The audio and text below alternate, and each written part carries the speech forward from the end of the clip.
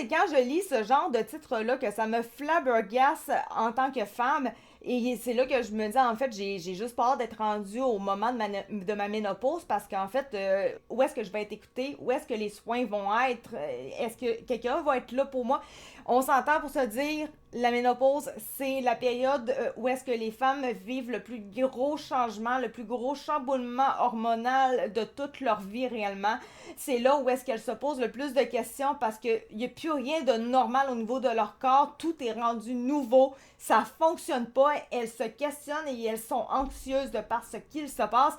Et à ce moment précis-là qu'elles ont besoin justement de quelqu'un pour les rassurer, de quelqu'un justement pour les aider à traverser cette période difficile-là, eh bien, comme ça le dit, les femmes ont difficilement accès à des soins pour cette période-là.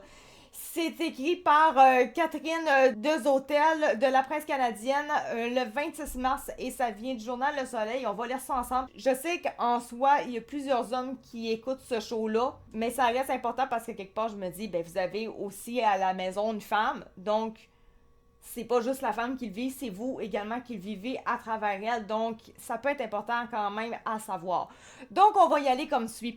Le tiers des femmes ont attendu plus de 2 ans après l'apparition des premiers symptômes de ménopause pour recevoir un traitement efficace, montrent les résultats d'un sondage Ipsos réalisé par le compte de Green Shield. Les femmes au Canada vont se heurter à plusieurs obstacles pour recevoir des soins, notamment le manque d'accès à un médecin et la difficulté à elles-mêmes reconnaître des symptômes de la ménopause. Juste pour vous dire, les hormones, là, nous, ça nous stresse tellement, c'est l'enfer. C'est pas parce qu'on veut, c'est les hormones qui créent de l'anxiété carrément.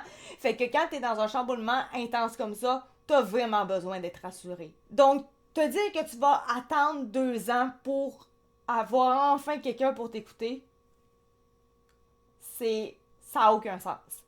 Les longs délais d'attente et le fait que leurs préoccupations soient parfois minimisées ou écartées par des professionnels de la santé font aussi partie des embûches pour accéder aux soins, indique le rapport de Green Shield, une entreprise sans but lucratif de services d'assurance et de soins de santé. Ben, ça commence quand même à être le temps de savoir c'est quoi Green Shield. J'ai dit que tantôt Green Shield, mais je savais pas c'était quoi.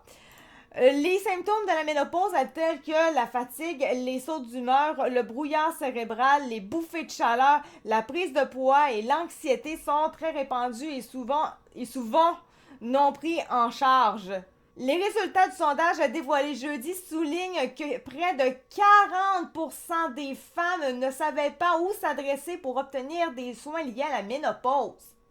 Le sondage Ipsos a été mené en ligne du 9 au 12 février 2026 auprès de 1000 Canadiennes âgées de 35 à 60 ans.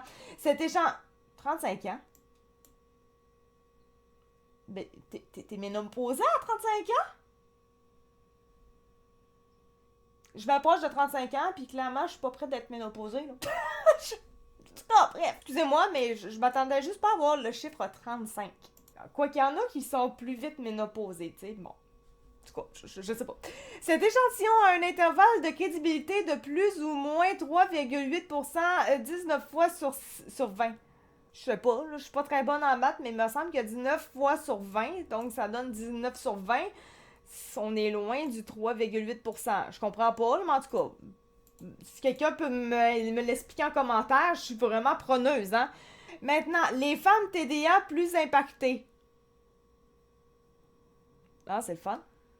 Je dis ça parce que moi, j'ai un diagnostic de TDA, hein. Donc, ben, de TDAH, mais je pense que c'est plus TDA que je suis. Ben, franchement, en tout cas, peu importe, ben, ça reste quand même que c'est pas le fun. C'est comme, oh non, mais putain de merde. Environ le quart des femmes n'ont pas reconnu au départ que leurs symptômes faisaient partie d'une transition hormonale. Madame Gauthier estime que l'éducation est le meilleur outil. On entend beaucoup parler des bouffées de chaleur. Je pense que c'est le symptôme le plus connu, le plus populaire, le plus typique. Parfois, on oublie toute la portion de la fatigue. En effet, 74% des femmes ressentent de la fatigue au cours des changements hormonaux. Ben, je suis fatiguée dernièrement, là. Je suis fatiguée, puis j'ai crissement des bouffées de chaleur, des bouts, là. Il me semble pas que... On m'a pas diagnostiqué que j'étais en début de ménopause. J'étais encore jeune. C'est fun. C'est très fun, mais merci. Merci de m'apprendre que je suis peut-être déjà ménopausée. Je suis pas en manque de libido, en tout cas, il y a déjà ça. Madame Gauthier souligne qu'on a tendance à normaliser la fatigue, se dire que c'est pas grave. Ben, moi, en tout cas, quand j'ai des gros coups de fatigue, je sais que c'est pas normal. Ça, je le sais. Mais ultimement, ça a un impact très important sur la santé, sur le sommeil et également sur le rendement au travail. Autre fait saillant, les impacts de la ménopause sur la vie quotidienne peuvent être plus importants pour les femmes ayant un trouble déficient, bon, ok, le TDAH. Madame Gauthier explique que plus de la moitié des femmes vont ressentir un brouillard mental, d'accord? Pas un brouillard mental, lorsqu'elles sont en changement hormonal. Et elle dit, si j'ai déjà des difficultés d'attention, on met tout ça ensemble, c'est sûr que c'est assez difficile dans mon attention et dans ma concentration. Oui, c'est vrai, parce que quelque part, tu penses rien qu'à ça. On s'entend, c'est quand même très logique. Tu ne penses qu'à ça à ce moment-là. Fait que déjà qu'à la base, t'es toujours en train de penser à plein d'autres affaires. T'es pas capable de te concentrer comme du monde. Ben là, en plus, t'as des changements hormonaux qui viennent te déconcentrer. Ben, ça déconcentre encore plus. Parce que oui, des changements hormonaux, avec tous les symptômes qu'on a pu lire tantôt, ça déconcentre. Même chose pour la fatigue. Si je suis sensible à garder mon focus sur une tâche ou sur une conversation et que je suis plus fatiguée, tout ça, ça tient. Ben oui, ben là, c'est de la logique. Le rôle des employeurs. Le sondage met en lumière qu'une majorité de femmes, donc on parle quand même de 64%, estiment que les symptômes de la ménopause affectent leur rendement professionnel et 13% disent que leur employeur offre un soutien adéquat. On doit se sentir concerné comme employeur sur la question de la santé hormonale et faire partie de l'équation. Pour ça, il existe des solutions. Moi, déjà, de base, je suis contre le fait que les femmes puissent avoir plus de congés parce qu'elles sont dans leurs règles. Moi, je suis contre ça. Oui, je comprends qu'au pire, tu vas moins bien fonctionner. À moins que tu sois vraiment malade, whatever, on se comprend. Mais autrement, moi qui ai des problèmes réellement, là, j'ai un endométriose, puis j'ai quand même le SOPK, donc le syndrome des ovaires polykystiques, qui rend tout ça très complexe. Ça m'a jamais réellement empêché de travailler. C'est plus difficile. Mais je suis plus lente au pire. Je fournis moins, mais ma job se fait quand même. Fait que c'est pas moi qui va prendre un congé pour ça, disons. En tout cas, on va continuer, mais je trouve que c'est un petit peu abusé de dire à son employeur, écoute, j'ai un changement hormonal, faudrait qu'on remette un peu mon horaire. Non, c'est comme, ben non, en fait, c'est pas de ses affaires non plus. Au pire, tu peux lui dire, il peut être plus conciliant, jusqu'à un certain point.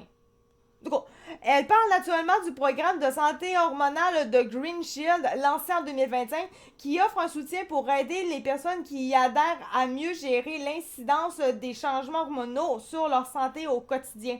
Selon Mme Gauthier, les employeurs ne veulent pas se mêler de la santé hormonale par peur d'être indiscrets. Ben, je pense que c'est peut-être un peu mon affaire aussi, là. C'est juste une question de discrétion aussi, là.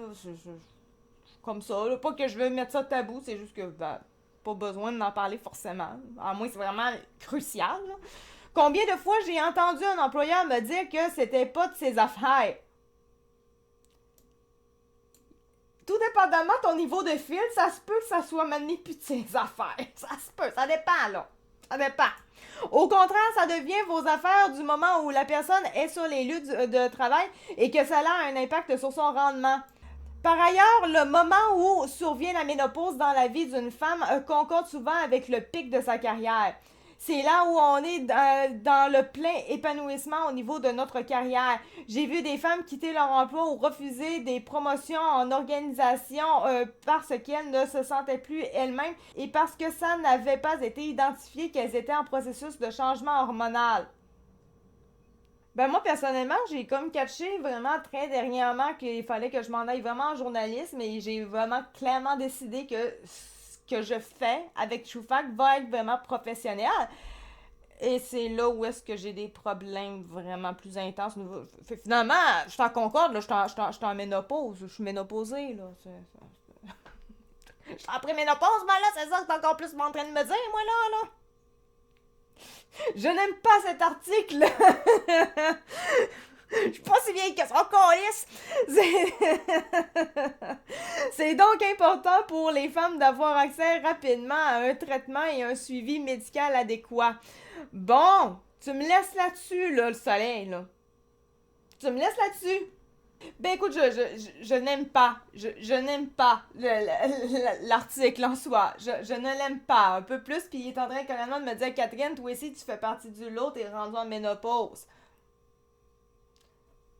J'exagère, on se comprend, c'est sur Internet. Je suis pas en train de dire que je suis préménopausée ni ménopausée. Je suis loin de le dire, mais vraiment très très loin. Mais disons que si je m'en vais dans les symptômes, j'en ai quelques-uns qui me ressemblent. OK. Mais t'as peu. La fatigue, oui, je suis clairement plus fatiguée dernièrement. Ça, c'est vrai, c'est vrai. Les autres humeurs, là, pas du tout. Brouillard cérébral, pantoute. Pas pour 2 scènes. Mais c'est quoi un brouillard cérébral? Un brouillard cérébral, c'est quoi? C'est quoi ça? C'est un terme décrivant une sensation de confusion mentale, de lourdeur cognitive et de manque de clarté. Ah non, je suis pas là-dedans. Il se manifeste par des difficultés à se concentrer, des pertes de mémoire, une lenteur de pensée et de la fatigue mentale. Ah non, non, non, là, non, pas du tout en fait, non, là, non. Non, je parle comme une française, non, non. Des bouffées de chaleur, ça oui, j'en ai eu dernièrement, là, mais pas une affaire excessive, mais j'en ai eu, oui, là, ça, oui, oui, mais j'ai cru comprendre que ce n'était pas relié à mes hormones, donc c'est correct. La prise de poids, non. Clairement, je suis pas dedans, là. Je suis pas dedans.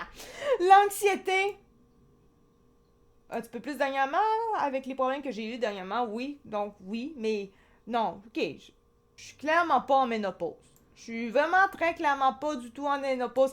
C'est vraiment à cause des maudits femmes avec TDA qui, là, ça m'a comme mis le pic à là. Mais non, c'est correct. Je suis pas fanée. C'est bon. C'est correct. Je suis pas passée de date. Je suis pas en expiration. Ça va. Merci beaucoup. Sur ce, merci beaucoup de m'avoir écouté. C'était Actu 4 de True Fact et on se retrouve pour une prochaine vidéo. Merci. Ciao, bye.